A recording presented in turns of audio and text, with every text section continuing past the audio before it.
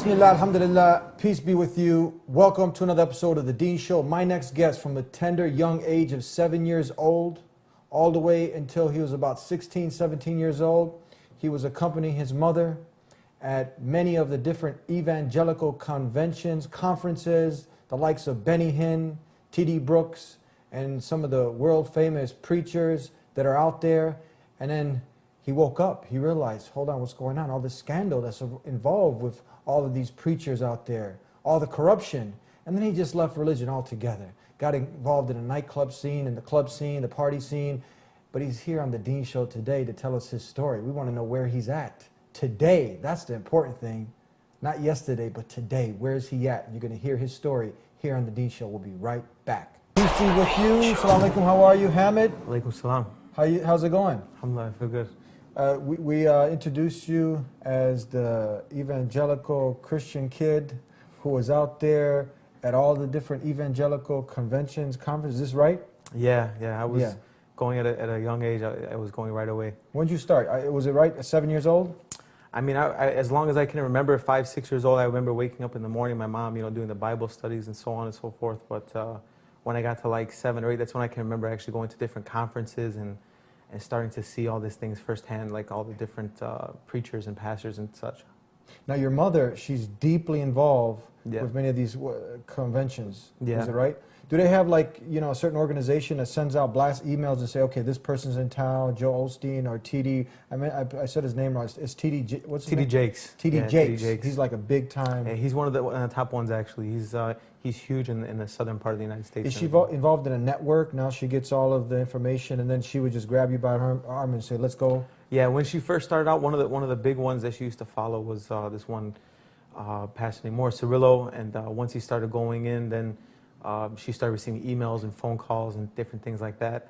And when she started to get these notices of going over, then she would take me with, and we'd be there, and it's pretty much like same thing as like a church service, but it's like an extra step further, Okay, at that age, you're really not, at 7 years old, you just follow along with your mom. But at what age did you start to see, like, hold on, these people are like falling down in front of me, speaking in tongues, something I can't even understand, a lot of this weird stuff going on, and then you were just like driven away from religion altogether because of this. At what age was that? What happened? Talk to us.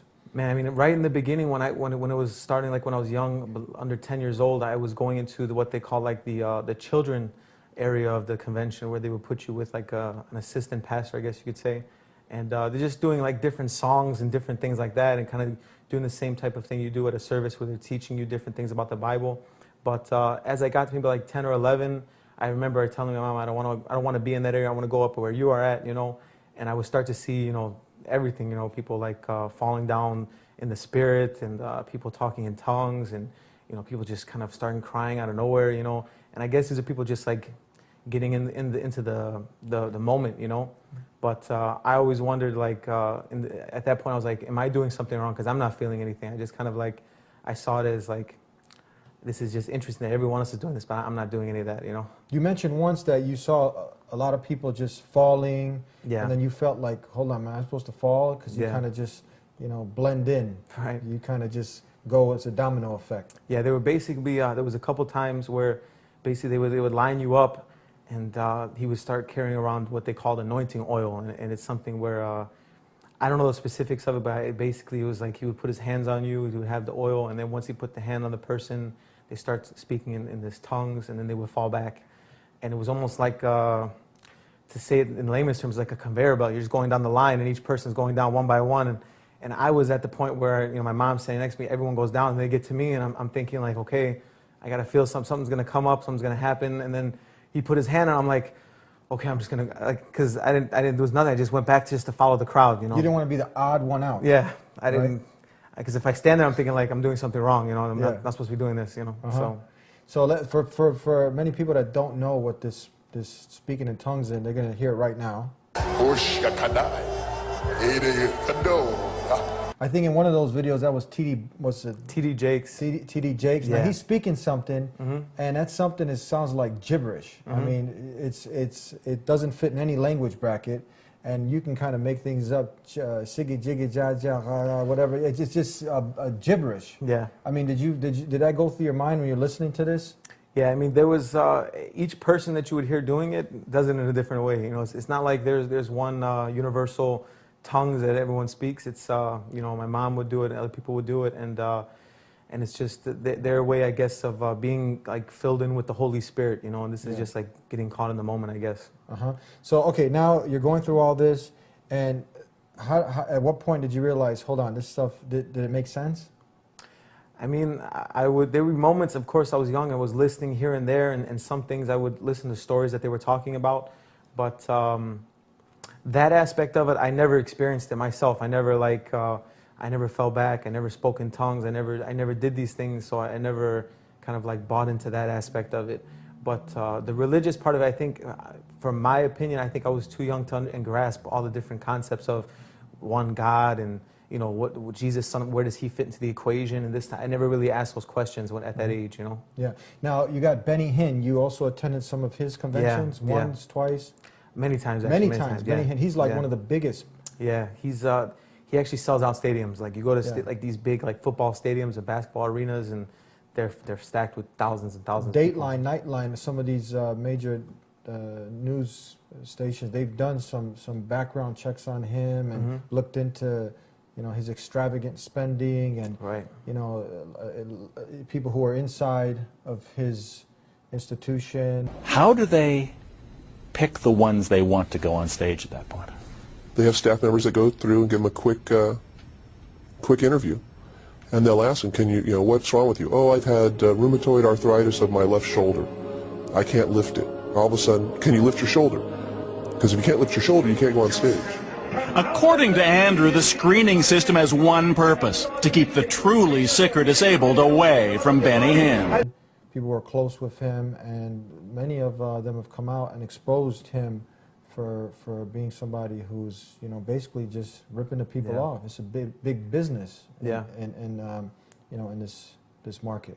I mean, looking back now, as I do my research now, just to kind of like see where all this stuff was and what I was actually into, that's more or less what I always find. You know, like even if you just take a random name and you go to Google or you go to Wikipedia, you go to some of these websites, and it doesn't lie. Like that's what usually goes on the top of the list. If some sort of scandal, something was there. There was actually a really well-known singer back in the day. He was like one of the biggest among the kids. His name was Carmen, and it was always said like, oh no, he's single. He's done celibacy towards God. Like he doesn't want to, you know, get a wife or anything like that. And then I read up recently that he basically had a scandal where he was had an affair with someone else's pastor's wife or something like that. I'm not exactly sure on the specifics, but you find most of these things going on with most of these guys. There's some sort of scandal behind it. There's some kind of scandal. Something, yeah. And most of these guys were either good salesmen, good hustlers, guys who are out there knowing, looking at a way to cheat people. And I mean, this is a real good business to be in. Yeah. You know, because Jesus is a product, and they're selling that product. That's what they call him, a product. Yeah. And they're selling them, and people are just many are just blindly following. Yeah. And you snapped out of it. I mean, you weren't really, you know, hypnotized by it, but when you got to a certain age, you mentioned something that you just wanted to believe in one God. Yeah, I got to the point where I started looking at all this stuff, and I started, because my dad, on the other hand, he was Muslim, and he was telling me things about Islam as well, but then when I go back to my mom, now she was telling me certain things, and it was kind of conflicting, so I got to the point where I was like, I don't even think I want to believe in any of this other, you know, Jesus, Muhammad, this. I just want to believe in God. I believe that it exists, but just that one, and that's, I don't want to have to worry about any of the other specifics, you know. Mm-hmm. We're going to take a break, Hamid, and we'll be right back with more of your story, Hamid's story, here on The Dean Show. Back here on The Dean Show with a very interesting story. Hamid, who at a young age, 7 years old, you were accompanying your mother, who was attending dozens of these evangelical conventions. And really, whenever we do a show, you know, we try to make sure that, you know, we're not trying to disparage on anybody or hurt anybody's feelings, but sometimes, you know, in delivering the truth, you know, when you love somebody so much and someone else is telling you that this person's cheating on you, this person's no good for you, and they even bring you the pictures and they bring you the proof, you know, those things hurt, but you're doing it out of the love. So it's not hard to find, if you want to know that many of these people who are, I mean, most of them, they're shysters. World's greatest scammer, Benny Hinn. What's his name, sir? Benny Hinn, that's the world's greatest scammer. They're just really out there taking advantage Yeah. of people. And to clarify as well, like the people that I had met along the way, like all these people that I used to hang out with and go to dinners with and being in that area, these were great people. I used to like, I met people from all walks of life, people from other countries, and they were just always great people, you know, nothing ever against that. It's just now when you go into the realm of what they're actually learning, Yeah. it's different. So I mean, you met a lot of interesting people, a lot of Yeah. good people, Yeah. you know, who really are. Maybe that's their journey. They might have to Yeah. go through that. But if you do the one thing, you call upon your Creator, your Maker alone, He'll guide you. He'll facilitate a way. So I mean, it's interesting. You know, you can hear right now, and then one of some of these tactics and tricks, like Benny Hinn, you can hear him right now. He says, "Look into my eye. I'm not a liar." Look at these eyes. I have never lied to you. Never. I never will. When you hear him, when somebody, you can just, anybody who's just using, not led by emotion, you can just hear what he just said, call the people up and said, "I'm not no liar," you know, and definitely someone like this is someone who needs to be exposed and people need to be aware of. Now let's keep going along. You left this. At what point did you just tell your mother, "I'm not going to any more of these conventions"? How did that work out from there?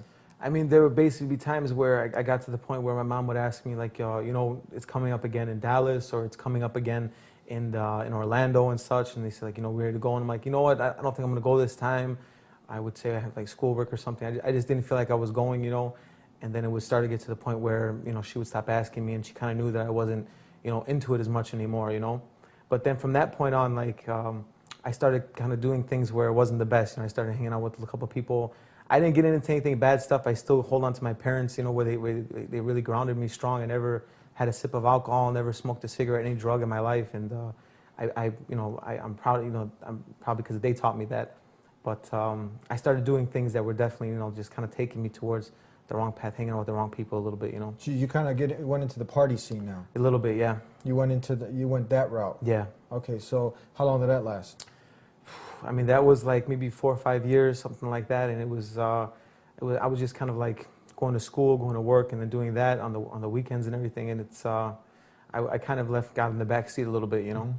So what made you realize that, look, there's got to be, did you ever think about there's got to be more to life than just partying, there's got to be more to life than just following my desires?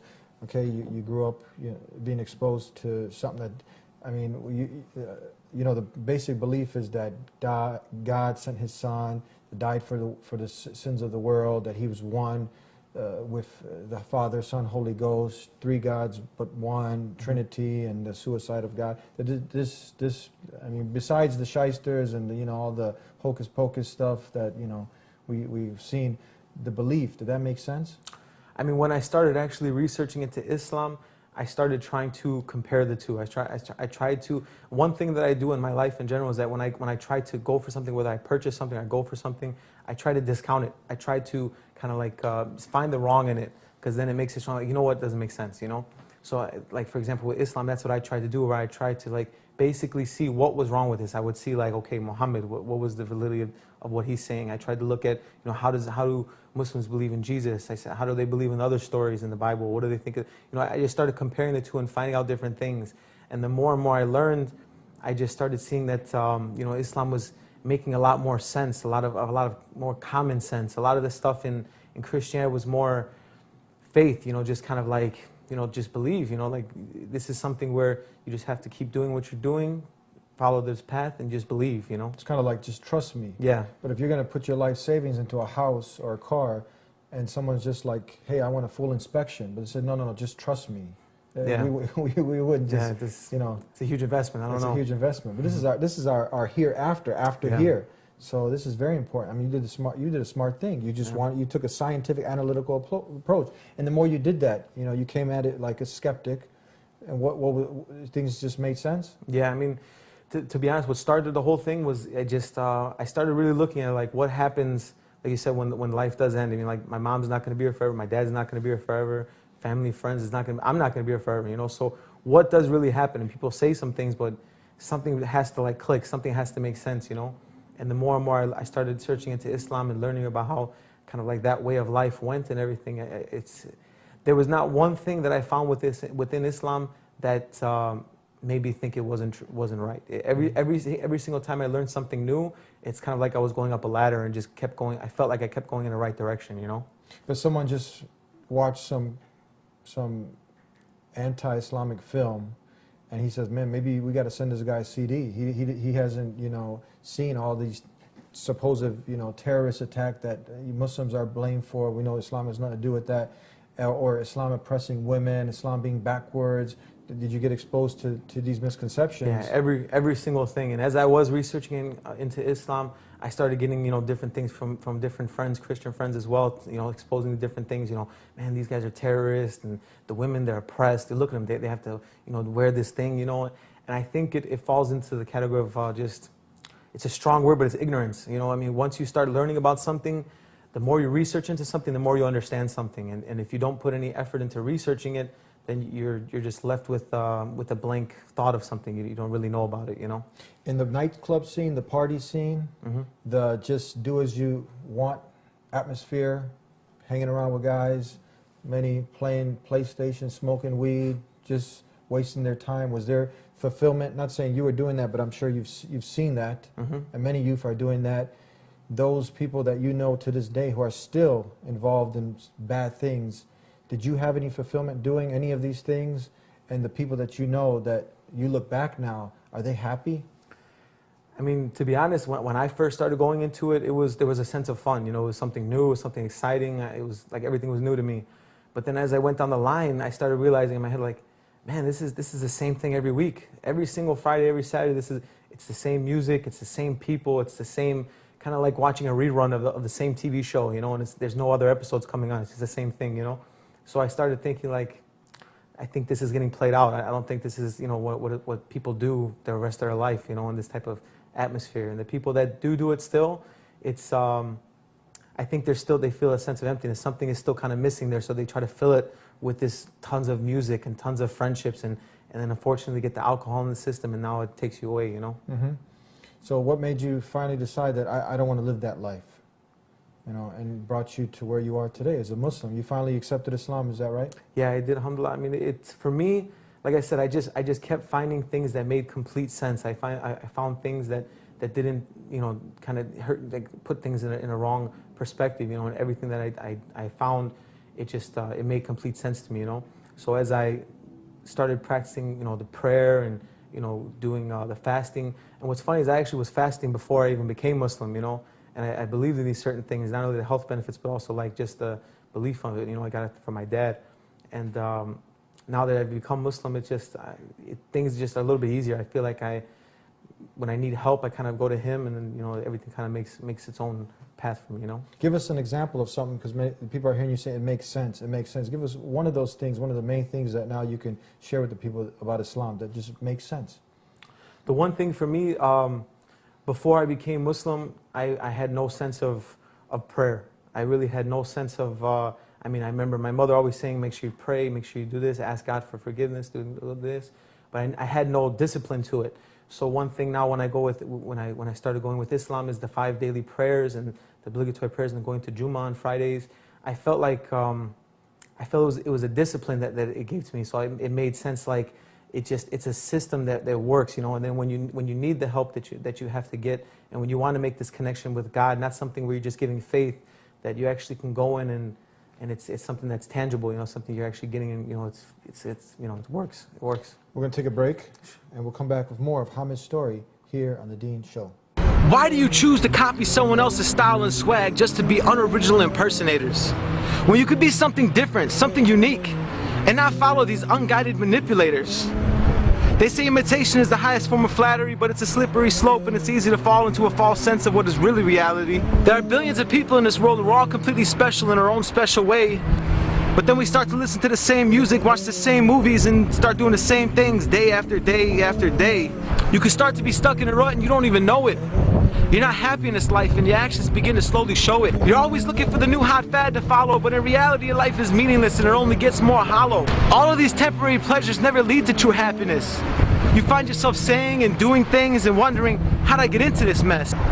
Mistakes and regrets are so easy to create, but that doesn't mean what you did in your past has to seal your fate. What if life wasn't meant to be so difficult and crazy? Where every second and every minute of the day just feels like mental slavery? Where every problem that comes into your life, the solution to your problem doesn't have to seem so hazy? In fact, if you go down the right path, it can be crystal clear. Because down this path, there is no doubt, no confusion, no contradiction, and nobody telling you to just have faith and hey, somehow it'll all work out. At the end of the day, this existence we all live in did not just make itself. Something divine and all-knowing brought you into this world with a clean bill of health. The animals, the trees, the seven seas, the air you breathe, all live in complete coexistence and in perfect harmony. Back here on the Dean Show with Hamid, and next phase of life, you go through the partying, friends who are partying, following your desires. Is there a void there? Yeah, it's an empty feeling, yeah. It gets played out quickly? Yeah, it gets real fast. And now, did you always have this firm belief that there is a maker of mankind, that there is a designer for this whole universe and everything in it? 100%. I mean, too many things that you see just in your daily life, it's like you have to, if you don't question, I think your perspective is wrong. I think if you can't look at the trees and look at this, just different stuff that's going on, the animals, I mean, just the sense of being able to, like, just breathing, you know, it's a miracle in every step that you take, you know, so it has to be a creator, there has to be something that made all this, you know. Now, there was, one of the main differences, there's a lot of similarities because the message comes from the source, the creator of mankind. So he sent messengers and they all came with the same message, worship the creator, not his creation, and they came with evidences and proofs. And then when people started to talk to you, as we talked before, about the concept of the pure monotheism in Islam, that you only worship the creator. You don't go through Jesus, Muhammad, or anybody. You just worship God, just the maker of mankind. How did that resonate with what's inside of you? I go back to, again, it made sense. You know, I think anything in life that you look at, if it's simple, the simpler things in life are always the best, you know. I have other people in my family who are actually of the Catholic faith, and there's a lot of complexities in that, you know, with the rosaries and going to confession and kind of like giving your sins to like somebody behind a door, you know, and there's a lot of like questions that kind of, if something you do starts like questioning more, 4 or 5 more questions, then I think it kind of gets too complex. And I think this is just simple. You follow God. Muhammad, peace be upon him, was the final messenger of God, and the messengers before them, peace be upon all of them, were bringing the same message. That's simple to understand. Very simple. Worship the creator, not his creation. That made sense. And what was the final thing? Did you procrastinate a little bit? Because a lot of people, when they look into Islam, when they're brave enough to step forward, because there's a lot of vilification going against, people are maligning Islam, there's a smoke screen, and people are trying to, you know, there's a lot of deception. But when you finally looked into it yourself, you said it made sense, right? But now, did you procrastinate in the beginning to finally accepting Islam? I think for me, procrastination was my hardest hurdle, you know, my worst hurdle to go through. I mean, I was fasting during the month of Ramadan. I would go to Jummah with family. I would sit in the back just to kind of see what was going on before I accepted Islam. And I just kept on saying, like, man, I'm going to go a little more, search a little more just to make sure. I want to, you know, but then I started to think, like, man, I could end up being 56 years old, or I might not go till tomorrow. You never know what happens. And now I procrastinated too much, you know. So I just said, I believe in everything everything that's inside this book. I believe in everything that Prophet Muhammad, peace be upon him, brought in a message, and I think that I just had to take the leap of faith. There's almost a little bit of faith that goes into it, you know, but I think procrastination could be like a big killer if you kind of let shaitan get in your ear too much, you know. Why is it so important? And you actually do some spoken word, some poetry. Yeah. And people can see, we're going to show a little clip of yours. So go and stand for days like sheep in a line, waiting for those new Jordans, the Xbox, or the new iPhone 5. There's always going to be a new one for you to go out and buy, something a little bit different each time for you to throw the old one to the side. But I'll repeat what I said to you earlier, that what you're doing is not the path to true happiness. I mean, think about it. Wouldn't the one who created you and gave you life be the one to give you eternal bliss? If you're starting to wonder why this life is feeling like a test, that's because it is. And guess what? There's a book that gives you all the answers to this life's quiz. Its name is the glorious Quran, sent by Allah as a mercy to the final prophet Muhammad, peace be upon him, which inside you can find absolutely no wrong. Now, what motivated you to do this spoken word? It kind of goes back to, like, when I was younger, I was really big into music. I was really huge into the hip hop, into the, you know, just like the lyricist of it, you know, like all the rhymes and rhythms and everything. And I guess it kind of stayed with me as I went in and accepted Islam. And certain things would kind of come up in the, like back in the day, I would have certain freestyles that kind of go in the back of my head. I had little things that kind of go in when I'm doing my daily things, you know. But now when I get into it, other things started going into it. I started like putting music to the side. I don't listen to it anymore. And now I kind of had different things that came into my head, and I started wanting to like just help spread it to other people who are maybe interested in knowing. So I decided to make a YouTube channel. I kind of got, you know, an idea from you with the Dean Show. And I decided to put something out there. You know, first step, don't procrastinate, just put something out there, you know. So I wrote some things down, I made the video, and inshallah somebody, you know, saw it and helped someone else out, you know, who was looking for the truth, you know. A few more questions. We're almost out of time. Why is it so important to really reflect about the purpose of life? What is the purpose of life? Why is that so important, do you think? Because if you don't, it can just pass by. You're just kind of like on cruise control, you know. You have to.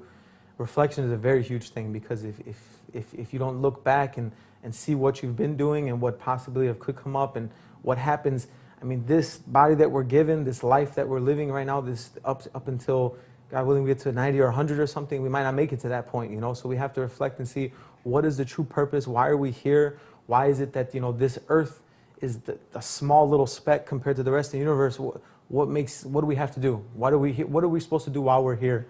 And once you start like just contemplating these thoughts, then you got to start researching. Just take the next logical step and start researching.